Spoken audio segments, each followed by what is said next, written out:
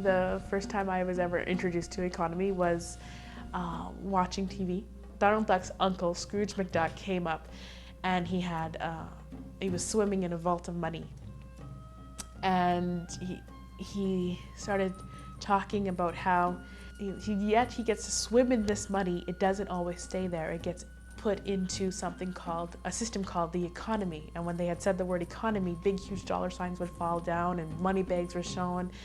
And he came out of his money vault and he walked down this big long hallway and he started to explain about how the economy system was created. All I know is that it's a system, including money, that makes some dollars worth more than other dollars, like US and Canada.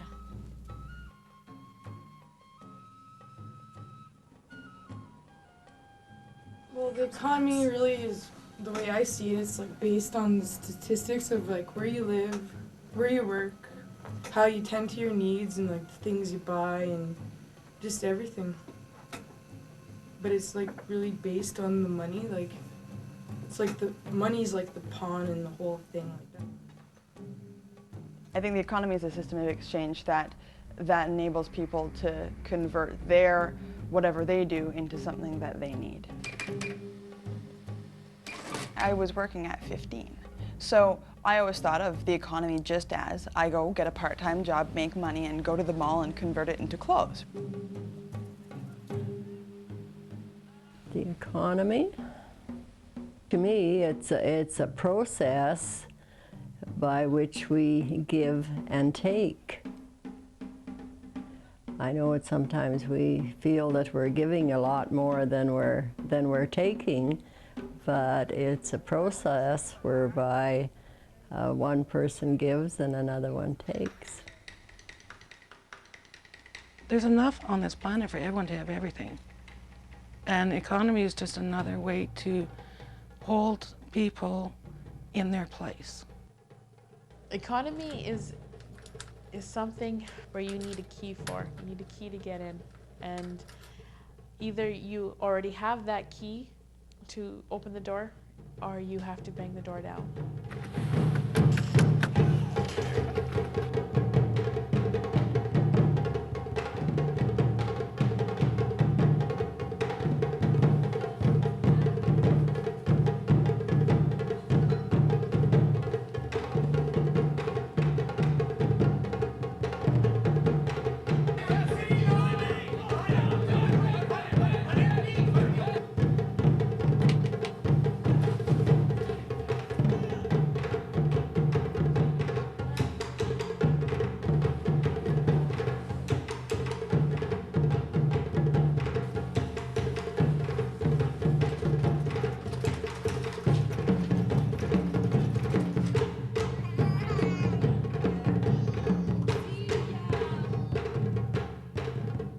Economy.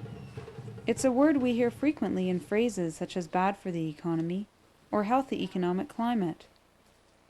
But for many women, the economic system is not something we feel much a part of or discuss very often. In many ways, economics intimidates and excludes any of us who are not economists, money traders, or ministers of finance, and that means most women.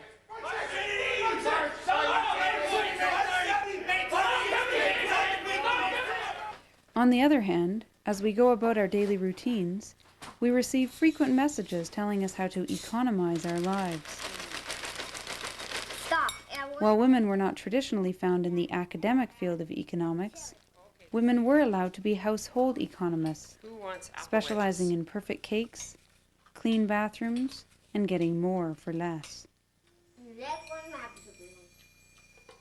Still, Because so much of women's work is unpaid, much of it is not seen as economically valuable.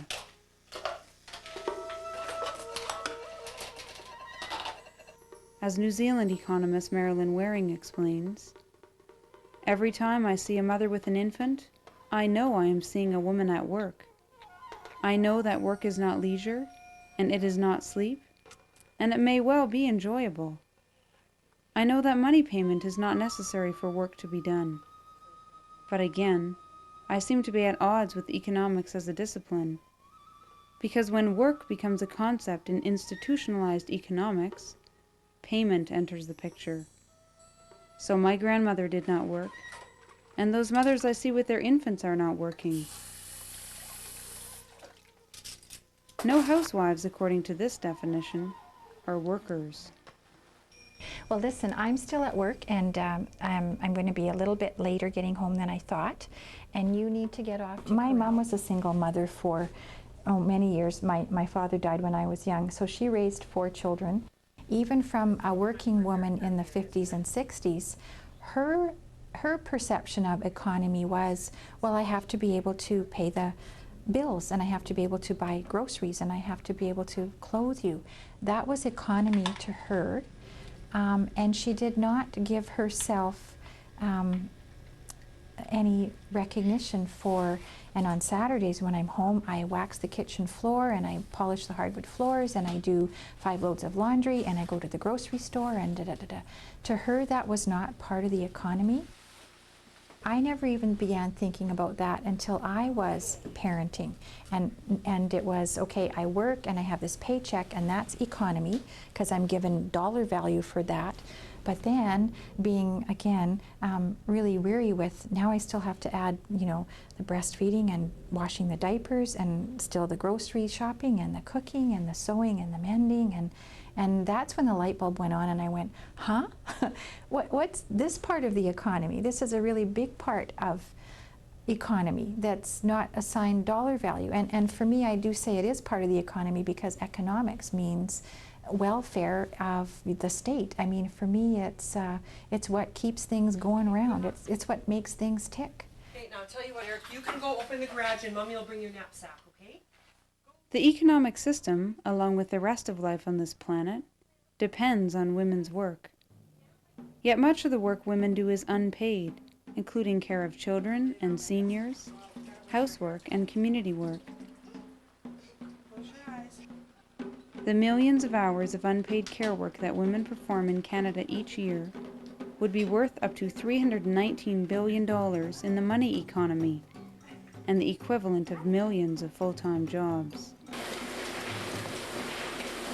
When women's work is paid, women continue to be paid less than men, even in the same kind of work.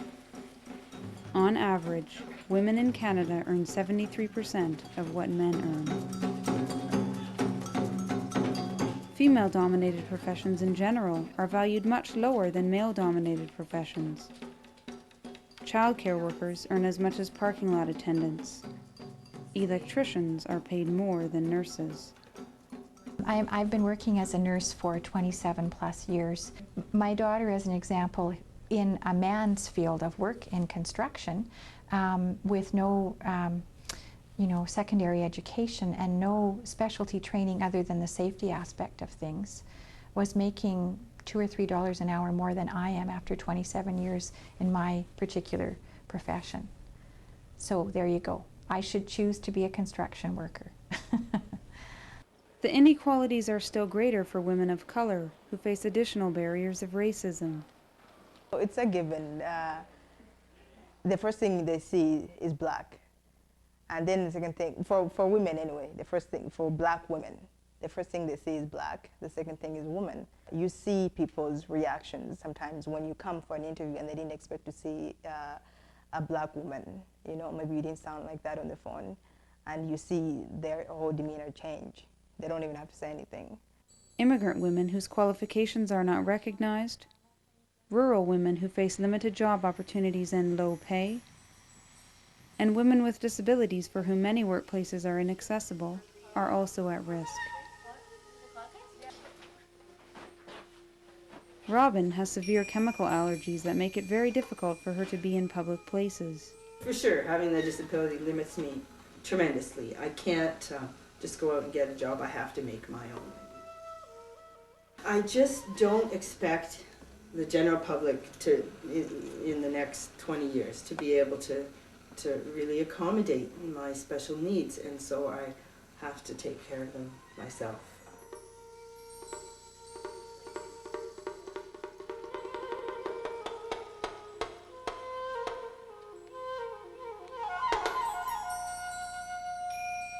Older women without pensions of their own, and single mothers trying to squeeze in responsibilities of both paid and unpaid work are also vulnerable.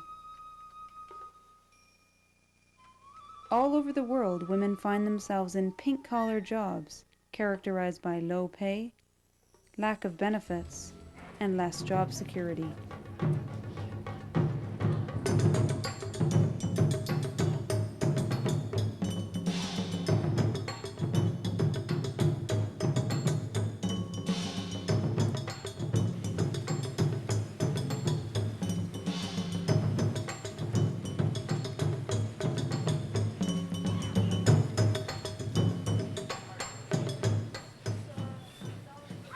Our economic system leaves many women frustrated and exhausted. But more than that, many women in Canada and around the world find that the current economic structure leaves them without the means to properly care for themselves and their families. I don't have enough money to make sure my kids have everything they need. I have to split up the months and where I buy things. It's hard to get fruits and vegetables for my kids because they're a little bit more pricier. And I always have to be sure to buy in season because that's the cheapest. It's really frustrating because children need to eat healthy foods to be part of to have just for their natural development and for their brains to grow and for them to be alert in school and to do the things that they need to do. And they can't. 1 in 5 Canadian women is living in poverty. That's 2.8 million women. Globally, the numbers are still higher. 70% of the world's 1 billion people living in absolute poverty are female. How is the system created? Does the economy have to be this way? The word economy derives from the Greek oikonomia, meaning management of a household. Today, the work of managing and caring for a household doesn't register in the economic equation. Neither does the unpaid work of caring for the earth or the broader community. In today's economy, only those activities which involve the exchange of money have economic significance. According to the economic system, a forest that provides oxygen and habitat has no economic value. But trees cut down for lumber and paper are economically valuable. Health is not counted in economic measures, though sickness generates economic activity by providing paid work. Peace is outside of the economic equation, though the arms trade is hugely profitable. Breast milk is not part of the economy, though store-bought formula is. And the only work that counts is paid work. Taking care of your own children and household is unpaid, while taking care of someone else's is simply underpaid. I made certain choices in my life to focus on my values, and for that, my family gets penalized. You know, the work I do now is coming to be more and more valued.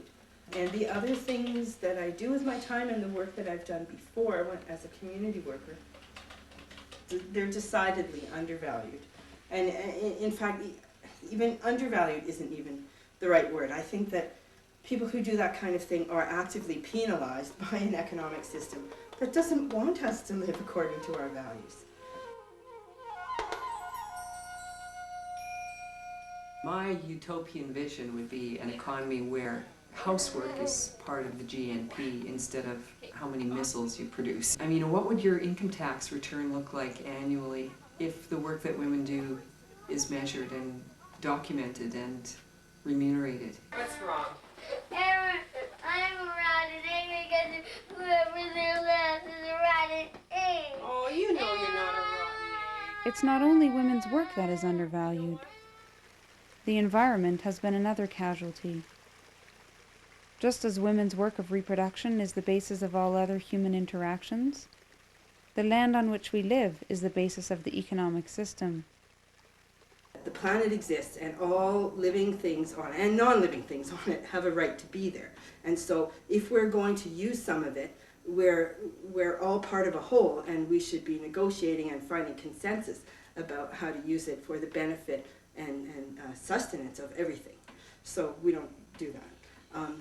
When I hear people talking about society, the environment, and the economy, and how we need to find a way to make them work together, I go, wait a minute, like their society is part of the environment, and the economy is a tool that society can use to interact with itself in the environment. But the economy isn't a living entity of its own. The economy's dismal treatment of the environment has been especially devastating to the lives of Indigenous peoples in Canada and around the world. Economy is not only for people who work in corporations and banks or industries or in politics.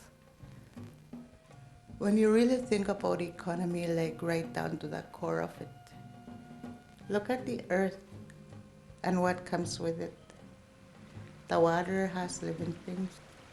You can live off those things, like food, you can drink water, and things like that. Even underwater, there are medicines. To me, economy is just not making money.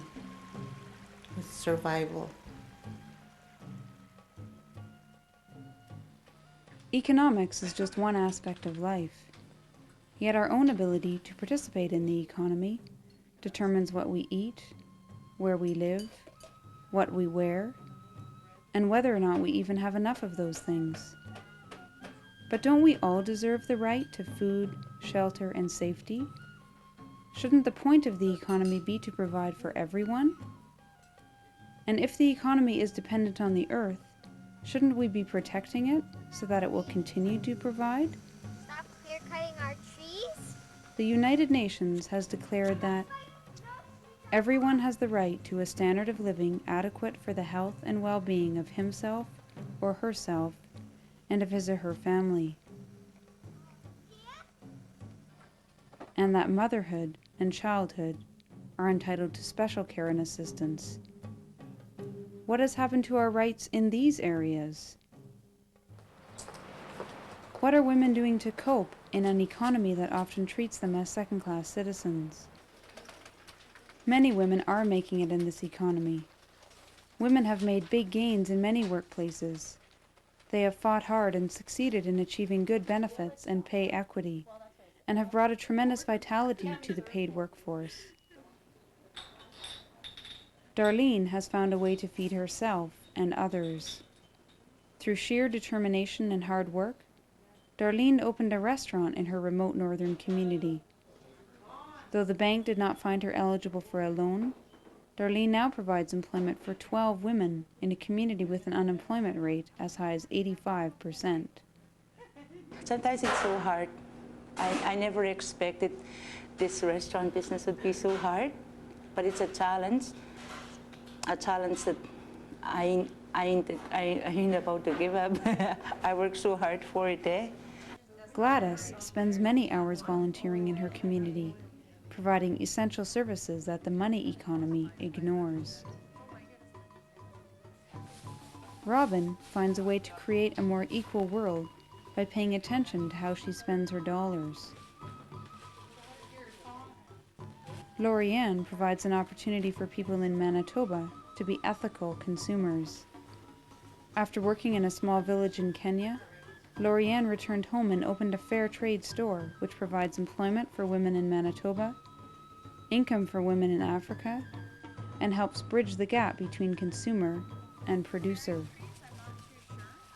Over time, I've realized how everyone's role in the economy has an impact, and how it's not just yourself, and how you really have to look beyond and look at, you know, not just your neighbor, but your neighbor's neighbor, and how it sort of, it never ends. Women from all across the world are raising their voices to challenge global trade agendas that do not protect the poor. They are demanding trade that creates equal sharing and working towards a world in which people are not sacrificed for profits. Women are also working to protect the earth so that all may benefit in its richness. Audrey grows and saves seeds from rare and unusual vegetables, preserving the genetic diversity which is essential to our survival. And despite what economists say, women are deciding that it is they themselves who will choose what is valuable. I got pink on my sock, too. So what can you do? Educate yourself. Don't leave it to economists to tell you what the economy is about. Find out for yourself. Learn about the economic policies of your own government and how they are affecting people in your community and around the world. Find out what you can do to protect and promote people's economic human rights. Make the Women and Economy website your first stop to learn more. Get involved. Get involved in politics at whatever level you feel comfortable, whether that be a local women's organization, a labor union, or one of the 3 levels of government. Lobby for change. Work within your region to maintain public services like social assistance, childcare, and disability insurance that protect those who find themselves economically vulnerable.